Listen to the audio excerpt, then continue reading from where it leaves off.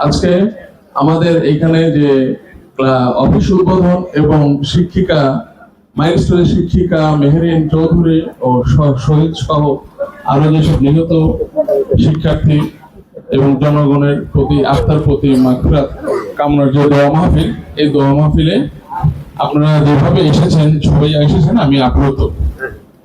কিন্তু আজকে যে বিষয়টা হয়ে গেছে, আমাদের এইখানে শুধু নির্বাচন কেন্দ্রিক আলোচনা হয়ে যাচ্ছে। কারণ চাটমোহর, ভাঙ্গুড়া, ফরিদপুরের পরিস্থিতি এমন একটা জায়গায় গেছে যে সব জায়গায় একটা আলোচনার জায়গা হচ্ছে এমপি নিয়ে। সারা দেশে যেখানে আমাদের তারেক রহমান সাহেবের 31 দফা বাস্তবায়নের জন্য আমাদের সমস্ত নেতাকর্মী নিরলসভাবে কাজ করে যাচ্ছেন, সেখানে আমাদের এখানে একটি মাত্র মানুষের জন্য আমরা এখন নির্বাচন নমিনেশন নিয়ে আমরা আলোচনায় ব্যস্ত হয়ে গেছি। আমার নমিনেশন নিয়ে খুব বেশি কিছু কথা বলার নাই, শুধু 2-4টা কথা বলতে চাই। আপনারা যারা আমাকে চেনেন না, এরকম কিছু লোক হয়তো এখানে থাকতে পারেন, তারা কি জানেন যে হরিপুরের সাথে, হরিপুরের নেতাকর্মীর সাথে আমার ব্যক্তিগত সম্পর্ক কতদিনে? এটা হয়তো সবাই জানেন না।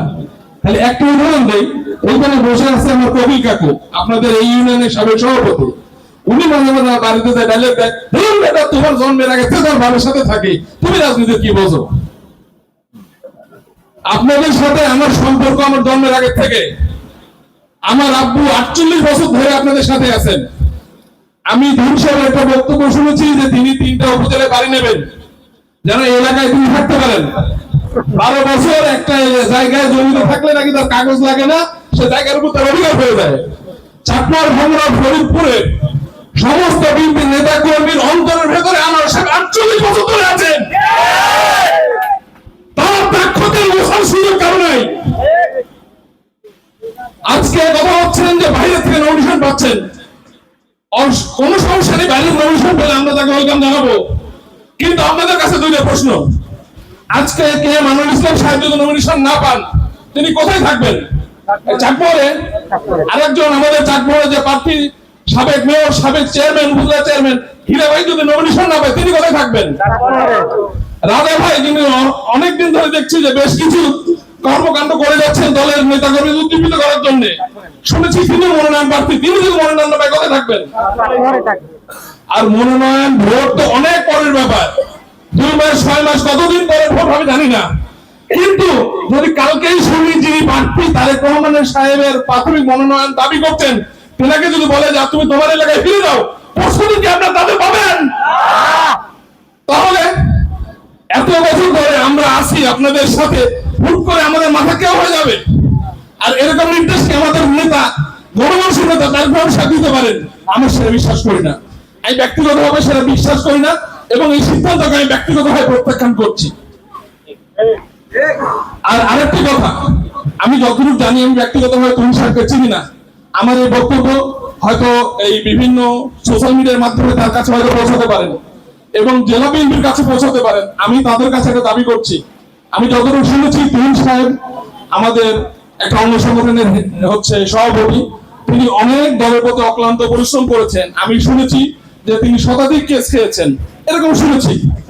তিনি দলের জন্য অনেক কিছু করেছেন, এরকম শুনেছি।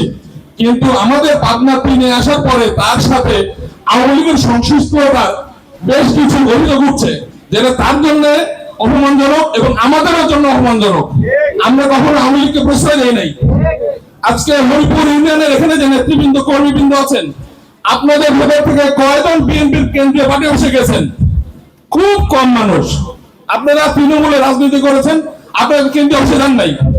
কিন্তু এই হরিপুরের বাসিন্দা, হরিপুরের লোক, যিনি আওয়ামী লীগের 24-23 সালের ইলেকশনের মনোনয়ন তুলেছিল, এইরকম আওয়ামী লীগের একজন নেতা বিএনপির পার্টি অফিসে যে বিএনপির নেতাকে ফুল দেয়, সেটা কিভাবে সম্ভব?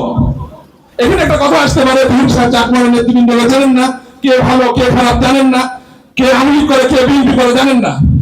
কিন্তু এই আওয়ামী লীগের নেতাকে, আওয়ামী লীগের কুচুরকে যারা নিয়ে গেছেন এখানে, এটা তো চাটমোহরের নেতৃবৃন্দরা তো জানেন যে কে আওয়ামী লীগ করে কে বিএনপি করে।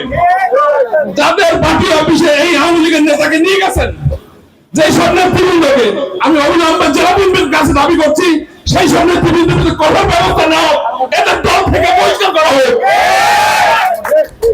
এবং আমি ছবির পাশে যে দেখেছি, আমার মোজাম্মেলের পাশে একজন দাঁড় করানো, আমি গণনার সময় তুহিন সাহেবের পাশে দেখছি। আমি চাই তুহিন সাহেব এই বিষয়ে তার সাংগঠনিক ব্যবস্থা নেবেন এবং আওয়ামী সরিয়ে তিনি নিজে কলঙ্কমুক্ত হবেন এবং চাপা ভাঙা ফরিদপুরকে কলঙ্কমুক্ত করবেন। সর্বশেষ যেটা আমার কথা একটাই, চাটমোহরের এমপি চাই। আপনারা কি এই বিষয়ে একমত?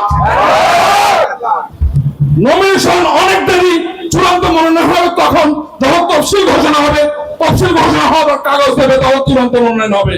আমরা চূড়ান্ত মনোনয়ন পর্যন্ত জনাব তারেক রহমানের সিদ্ধান্তের জন্য চেয়ে থাকবো, ততদিন পর্যন্ত আর মাঠে রাখবো এবং চূড়ান্ত মনোনয়ন যখন দল দেখা দেবে সেই সিদ্ধান্ত আর মানবো। কিন্তু চূড়ান্ত মনোনয়নের আগে কোন ফাইনাল সেই ফাইনাল পারফরমেন্সকে আমরা মেনে নেব না।